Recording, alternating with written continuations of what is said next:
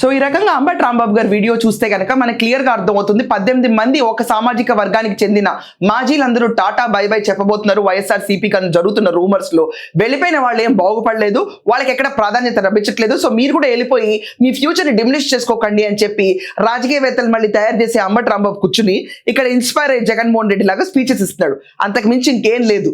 మనం అబ్జర్వ్ చేస్తే last week Jaganmohan Reddy 18 మంది మాజీలను పిలిపించి నోటికి పని చెప్పాలి, ఇదివరకట్లాగా మీరు ప్రభుత్వంలో ఉన్న మేజర్ పీపుల్ అందరికీ ఎలా మాట్లాడాలో వాళ్ళకి తెలుసు కదండి.